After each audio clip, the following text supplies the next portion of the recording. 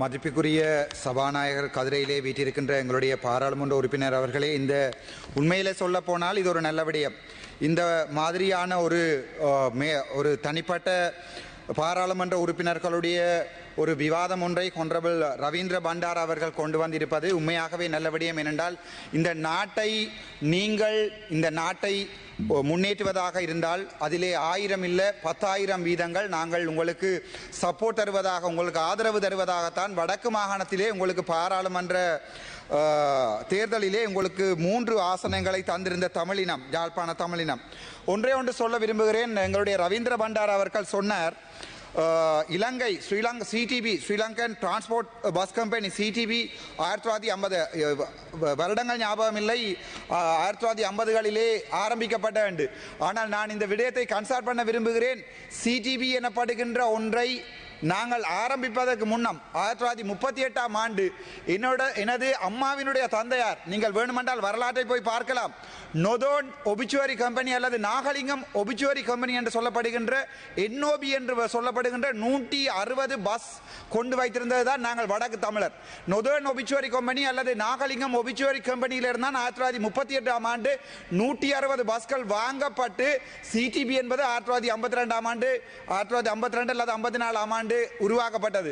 அந்த வரலாற்றை கொண்டிருக்கிற நாங்கள் இப்போது மறுபடியும் உங்களிடம் வந்து இந்த பஸ்களை, வடக்கு கிழக்கில் இருக்கிற இந்த பஸ்களை திருத்தி தாருங்கள். எங்களுடைய பிமல் ரத்நாயக் அவர்கள் போக்குவரத்து அமைச்சர். ஆனால் அண்மையில் நீங்கள் பார்த்தால் தெரியும், தேர்தல் நேரங்களில் எங்களுடைய பாராளுமன்ற உறுப்பினர் இளங்குமரன் அவர்கள் பாராளுமன்ற பஸ் ஸ்டாண்டை போய் கீறி கொண்டிருப்பார், அதை ஒரு விளக்கமாத்தை வைத்து துடைத்து கொண்டிருப்பார். அது அல்ல அபிவிருத்தி. நீங்கள் 180 பாராளுமன்ற உறுப்பினர்களை கொண்டு வைத்திருக்கின்ற போது 159 நாங்கள் தமிழர்களாக உங்களை எவ்வாறு வரவேற்றோம், உங்களை வடக்கு மாகாணம் எவ்வளவு ஒரு ஆசையாக வரவேற்பது, உங்களுடைய வடக்கு மாகாண உங்களுடைய உரையை, என்னுடைய உரையிலே வடக்கு மாகாண பட்ஜெட் என்று சொல்லும் அளவுக்கு உங்களிலே எங்களுக்கு நம்பிக்கை இருந்தது. நாங்கள் தமிழர்கள் இலகுவாக உங்களை நம்பிவிடுவோம். அதைத்தான் எங்களுடைய வடக்கு மாகாணத்தில் இருக்கிற தமிழர்கள் செய்தார்கள். ஆனால் இந்த 7 மாதங்களிலே நீங்கள் வடக்கு கிழக்கிலே செய்த அபிவிருத்தியை சற்று சிந்தித்து பாருங்கள். உங்களுடைய பிமல் ரத்நாயக் அவர்கள் வந்தார், எலெக்ஷன் நேரம் உங்களுடைய ஜனாதிபதி வந்தார், பிரதமர் வந்தார், எல்லாரும் வந்தார்கள். கோயில் திருவிழாக்கள் போல் பெரிய பிரச்சார மேடைகள் நடத்தப்பட்டது. நாங்கள் எதிர்பார்த்தோம் அரசியலையும் தாண்டி தமிழ் மக்களுக்குரிய ஒரு விடிவை நீங்கள் செய்வீர்கள் என்று. ஆனால் நான் நினைக்கிறேன் எங்களுடைய வடக்கு கிழக்கு மக்கள் இப்போது முற்றாக உங்களுடைய அரசாங்கத்தை எதிர்க்கிறார்கள். அதுக்கு ஒரு முக்கியமான காரணம், ஒரு தமிழனாக இருந்த எனது குரலை நீங்கள் 8 நாட்கள் தொடர்ந்து உள்ளூராட்சி சபை தேர்தலுக்காக முறுத்தி வைத்தீர்கள். ஆனால் அது என்னுடைய தனிப்பட்ட விடயம். ஆனால் அதையும் தாண்டி இன்று கஜேந்திரகுமார் பொன்னம்பலம் அவர்கள் ஒரு பாராளுமன்ற உறுப்பினரை கொண்ட கட்சி வந்து இப்போ 80,000 வாக்குகளை உள்ளூராட்சி சபை தேர்தல் விழுந்திருக்கிறது என்றால் அதிலே ஒரு சிறு அளவிலே நான் அவருக்கு கொடுத்த ஆதரவு. நான் சொல்லியிருக்கிறேன், எனக்கு அரசியல் இல்லை, ஆகவே கஜேந்திரகுமார் பொன்னம்பலம் அவர்களுக்கு உங்களுடைய ஆதரவை கொடுங்கள் என்று நான் சொன்னதால் ஒரு சிறு அளவண்டு வைத்துக் கொள்வோம். நான் பெருசாக கதைக்கவில்லை. என்னிடம் இருந்த வாக்கு வங்கி 27,000. ஏன் நான் என்பிபிக்கு அந்த ஆதரவை கொடுக்காமல் இன்னொரு தமிழ் கட்சியை கொடுக்கிறேன் என்றால் நீங்கள் பொய் சொல்லுகிறீர்கள். வடக்கு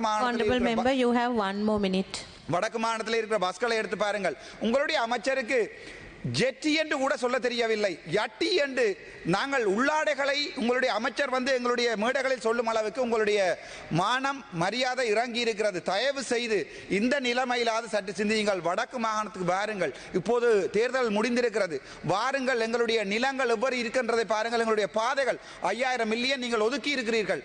அவற்றை நாங்கள் டிசிசி மீட்டிங்களை அடிபட்டு எடுக்கும் போது தயவு செய்து உதவி செய்யுங்கள்.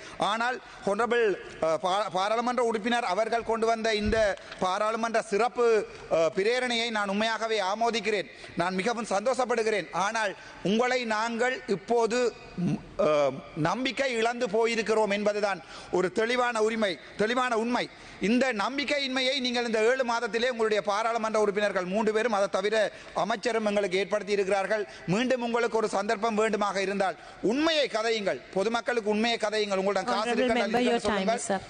உங்களோட காசு இருக்கின்றால் இருக்கென்று சொல்லுங்கள், இல்லை என்றால் இல்லை என்று சொல்லுங்கள். உண்மையை கதைத்ததால் தான், இன்றும் துணிந்து கதைத்ததால் பாராளுமன்றத்தில் இருக்கிறேன். உங்களுடைய இந்த சிறப்பு பிரேரணையை நான் ஆமோதிக்கிறேன், மிகவும் சந்தோஷப்படுகிறேன். நன்றி, வணக்கம்.